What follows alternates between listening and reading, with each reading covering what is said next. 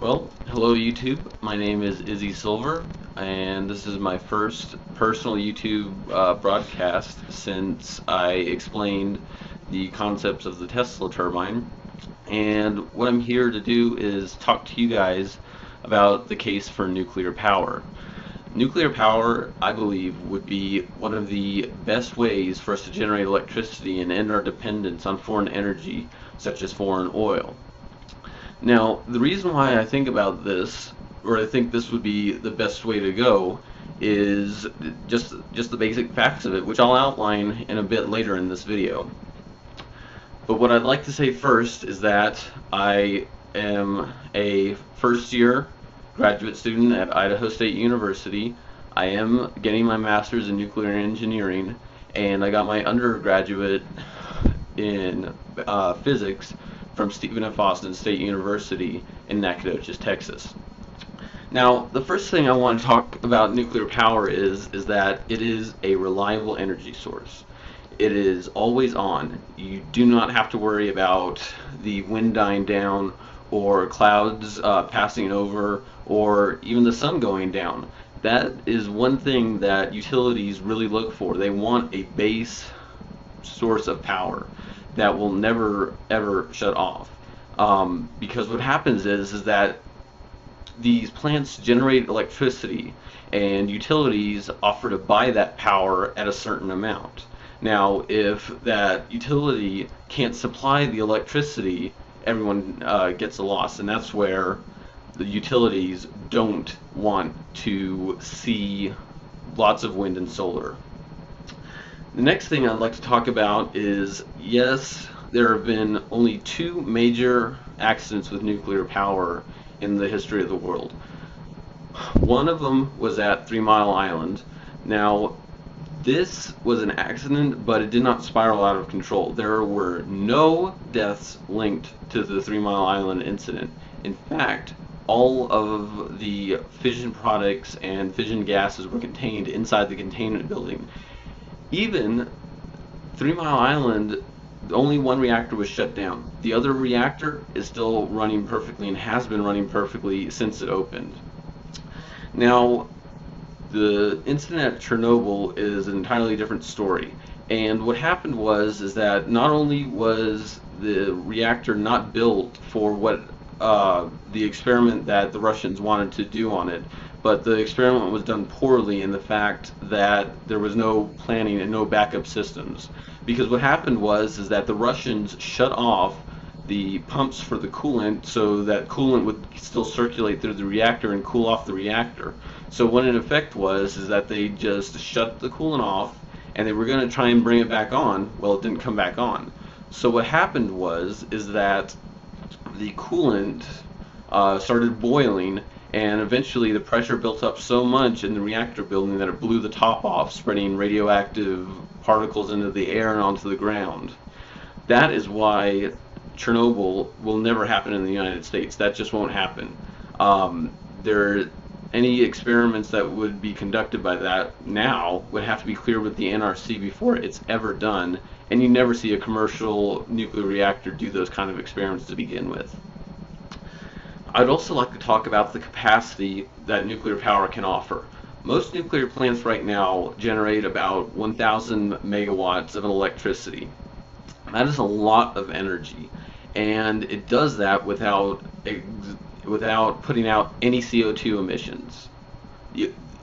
Nuclear power plants do not pollute the air the way that coal does and the way that oil does.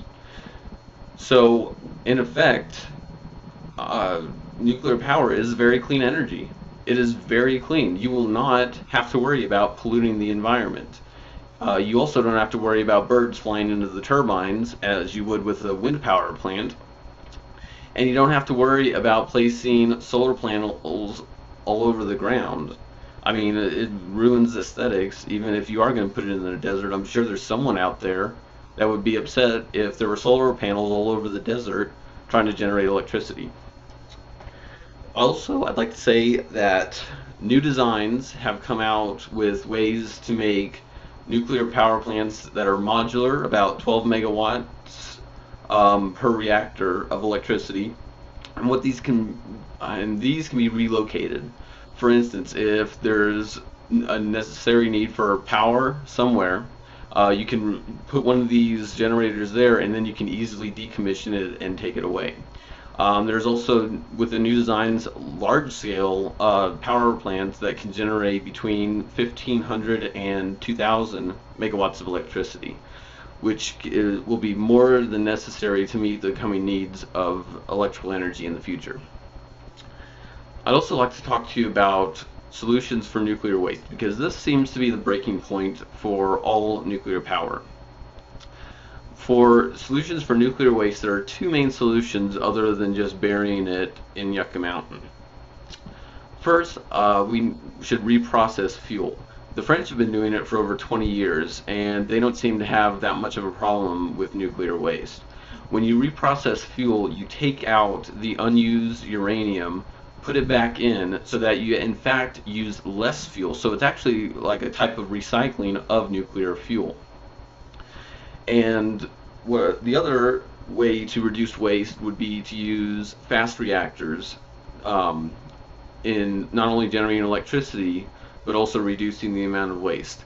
Because what happens in a fast reactor is that you have generally higher enrichments of uranium, so about 20% enriched uranium.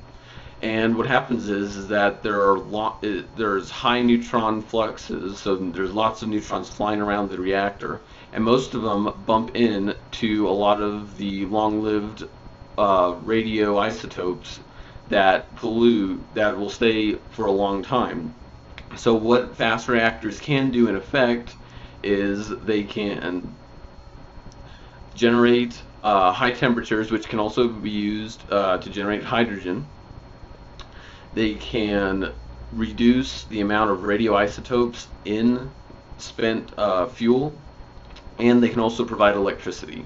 Such designs that I'm excited about in particular would be the gas fast reactor, which uses helium to circulate through and cool the reactor while generating electricity and burning up fission products.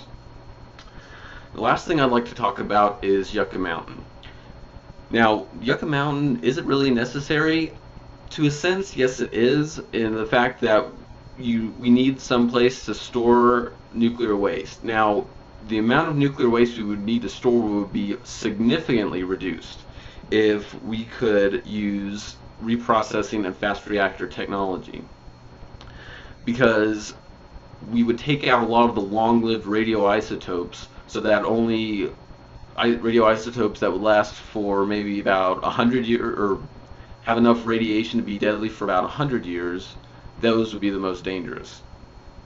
So in effect, you would need a place like Yucca Mountain, but you wouldn't need it for as long of a period of time before it's safe again.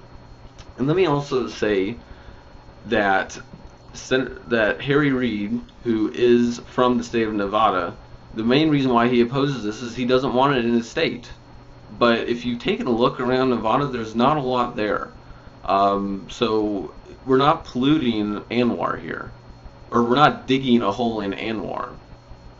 So really, does it boil down to the fact that Harry Reid doesn't like nuclear waste, or is it the fact that he just doesn't want it in his state? I don't know.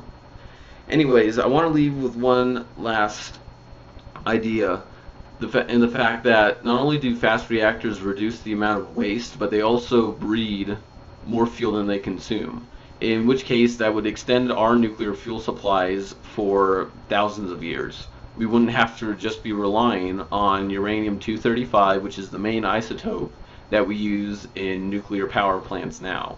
We could use uranium-233 when you use thorium, which is a power source that India is researching right now in their fast reactors. You could use plutonium. You could use any other radioisotopes that we haven't found yet, or that may even be better than using uranium and plutonium. So that is where I leave you.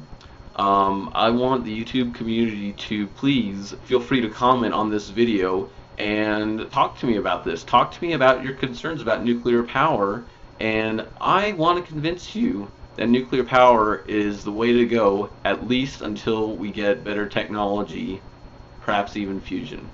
Thank you guys for your time.